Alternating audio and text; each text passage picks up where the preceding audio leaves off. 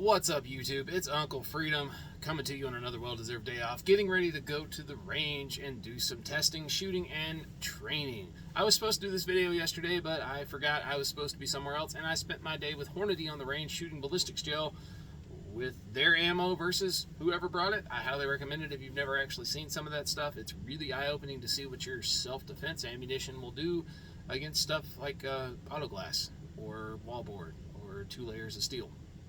It'll eye-open your shit and you'll change what you carry, I absolutely assure you. So, every time I go to the range, I'm getting ready to do this now and I'm putting stuff together, and that is, I have 10 things that I pretty much do every time. And the first one I do is I plan for success. I make a list. Now, this list gets made like one time in the earlier part of everything that you're doing, and that is everything that you're going to need. Your targets, your range book, your shot timer, your pasters, your staple, all this other stuff, right? Like all these little things that you may not have in your range bag, like a chronograph because you're going to chrono ammo today. Whatever. Make a list. The next one we're going to do is going to be to have a plan, because ammo is expensive. Range time can be hard to get, and more importantly, the personal time you have to go to the range can become hard to get. You need to have a plan when you go.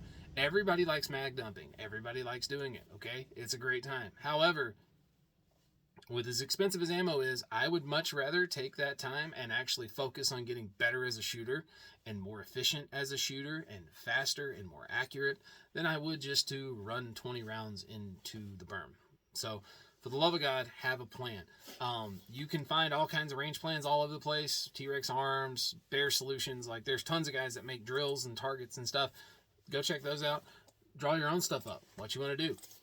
Make sure that you've got a plan for the range, because stuff's expensive and you need to get the most out of every round you send down range. In addition to making a plan, there's some caveats to that. A shot timer, a notebook, and a pen. Because here's the thing. I know a lot of guys like Lucas at T-Rex Arms always talks about, you want to get good, you got to have one of these suckers. Let me simplify it in these stupid terms, okay? You have no idea if you're good today is better in 3 weeks from now. And the only way you're going to know that is if you have a metric that goes by time, so that your accuracy can be put with a time factor, so that you know, okay, well, I'm more accurate this time, but I was a tenth slower, or I'm way faster, but I'm missing more, right? That gives you an insight into things you can fix, things you need to work on, stuff along those natures. So have a plan, have a shot timer, have a notebook, have a pencil, record your stuff, and be honest with yourself. If your grip sucked and you knew your grip sucked when you came out, fix it. Everybody wants to do John Wick shit, right? But you can't do John Wick shit unless you do all of the fundamentals incredibly well. You can look really cool on the range and very methodical and automatic, but the only way that's going to happen is if all of this motion is dialed in to where it's almost automatic. And the only way to do that is to practice the fundamentals all the time, and to gauge your fundamentals progress off of what you did yesterday and what you're doing today. And the only way you can do that is if you can measure time and accuracy accurately. And the only way you can do that is with a shot timer and a notebook and a pen, okay? Your next one is batteries. Batteries fuel everything we do in the gun world, from your optics to your lights to your ear protection to your Kestrel to your wife's special friend that's in the bedside table that keeps from killing you when you come back from spending too long on the range. I see this all the time. We will be on the range teaching, and it'll be a low light shoot.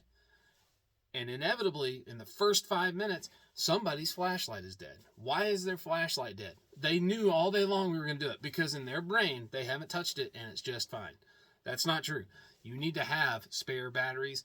You need to check your batteries often. If there's even a hint that it could be wrong or something could be off, go ahead and swap them out. Batteries are cheap insurance to make sure that you can continue on what you're doing.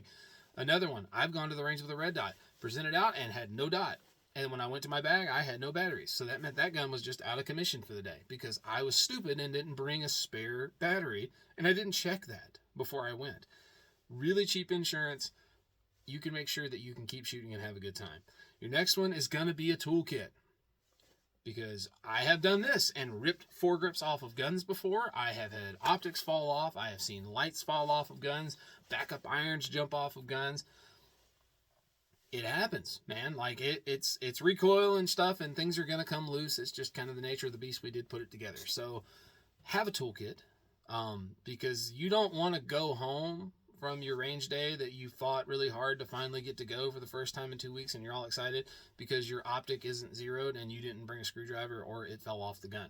So lots of options for that stuff. You can buy bit kits, you can buy screwdriver kits, you can buy, this is a Fix-It Sticks set all-in-one torque limiter. Love this thing. Use it all the freaking time. Something as simple as this can pretty much solve all your problems on the range for being able to keep shooting. I also carry a Chapman kit, which is a much larger, extensive precision screwdriver set, bigger precision screwdriver set for gunsmithing. And that's because I don't want my day ruined by not having something as simple as a multi-tool and a bit kit. So for the love of God, guys, bring toolkits with you. And in the same vein of toolkits, you need to bring things like lube and solvent, because I know it's clean enough, but the last time you cleaned your gun, we were just invading Iraq 20 years ago. So for the love of God, bring something clean, bring some patches, bring a rod kit with you. And the rod kit still has a dual function.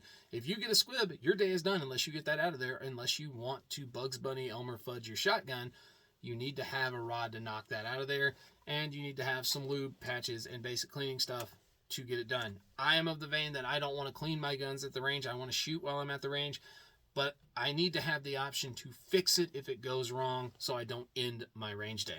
So guys, in addition to having things like your toolkit, make sure you've got a good cleaning kit, good cleaning rods, oil, and lube, because that will wreck your day, and some Loctite, some blue Loctite while you're at it.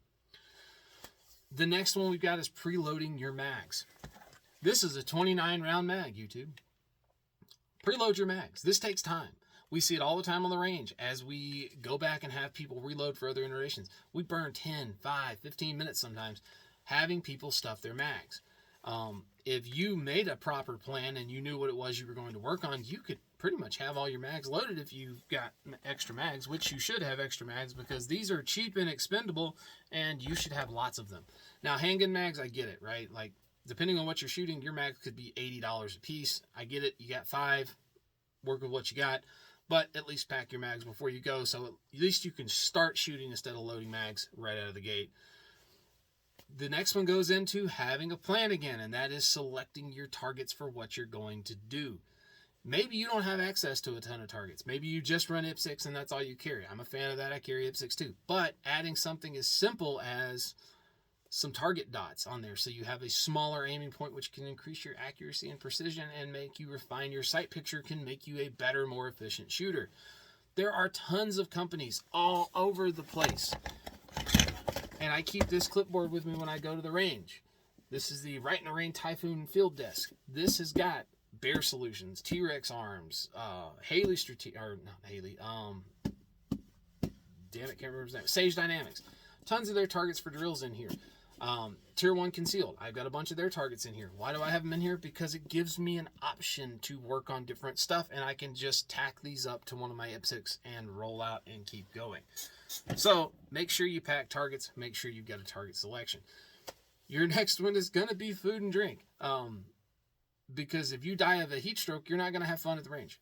If you're constantly worried about where your next Snickers bar is going to come from, you're not going to have fun on the range. So bring granola bars, bring a gallon of water, bring stuff with you at the range to keep you hydrated and fed so that your day doesn't go to shit because you didn't remember food and water. The next one is dress for success. And this is a multifaceted approach to this, guys. If it is 30 degrees outside, no, you're not used to it. You will still die of hypothermia and be uncomfortable 15 minutes after we get out there, just like anybody else will. Okay, you're not cooler because you don't have a jacket on. Wear a freaking jacket. Invest in decent layers that you can wear. Personally, for me, this goes with me all the time. It's a Ferrasi hoodie from Outdoor Research. I love this thing. It's a great mid-layer for a 50-degree day.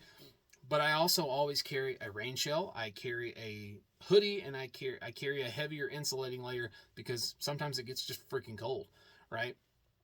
Have that stuff with you. If it's cold, if it's rainy, you will have a miserable fucking day if you did not dress for success, right? The other side of that is, case in point, back in July, I think it was the last year, we were going through a handgun instructor's course for the state of Nebraska. When we were there, it was 90 or 100 degrees outside, and the sun was absolutely baking people. Having simple things like Bug dope and sunscreen can prevent skin cancer, which, no matter how cool you are and how great you think you look with your bronze skin, when they got to cut chunks of it off because it's rotting because you got skin cancer, probably could have avoided that with something as simple as sunscreen.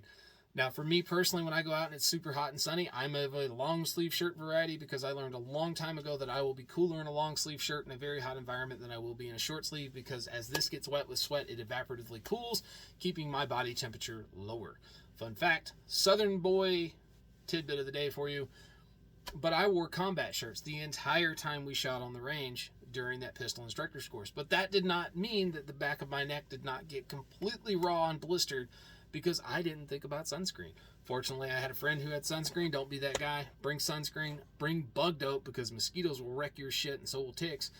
Bring sunscreen, bring bug dope, and wear the right clothing for the environment. If you're going out and you don't know how long you're going to be there, bring a sun hoodie with you. That's an easy, compact, easily packable layer that can keep you from getting roasted on the freaking range. Even a shamag or a Cool Max scarf or something.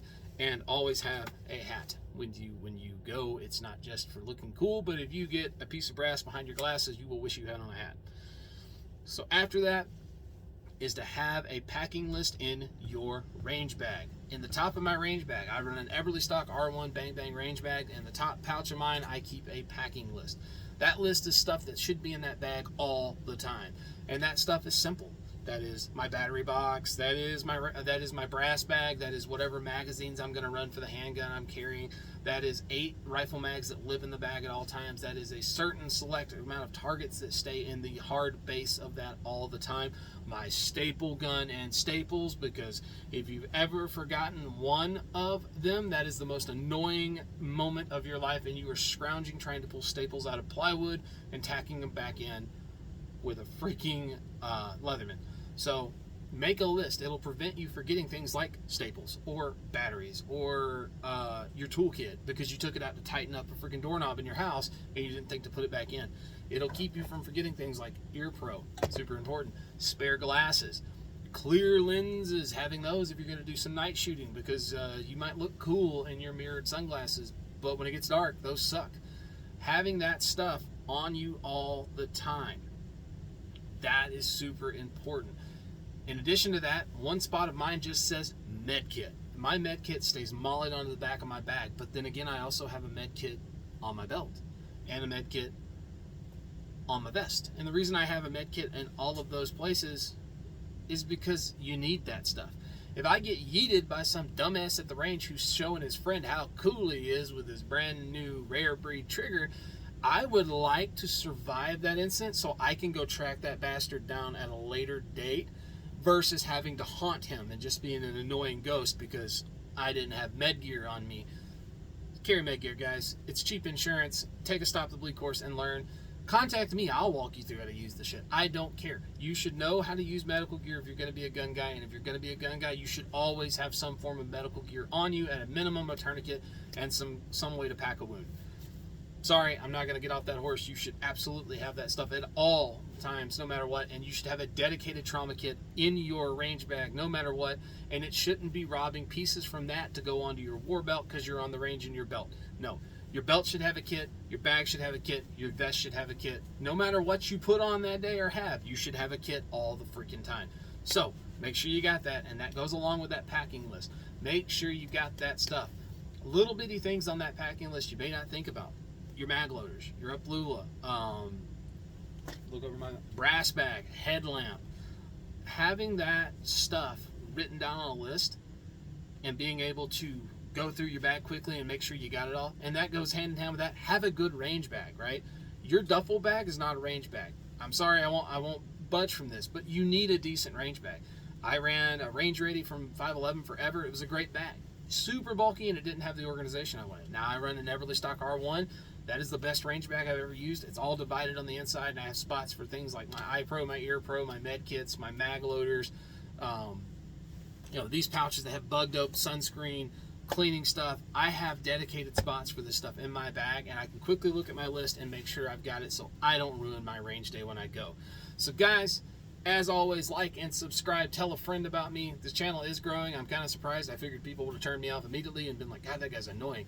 But check it out. Like, subscribe. Take care of yourself. Take care of each other's. and I'll see you guys next time.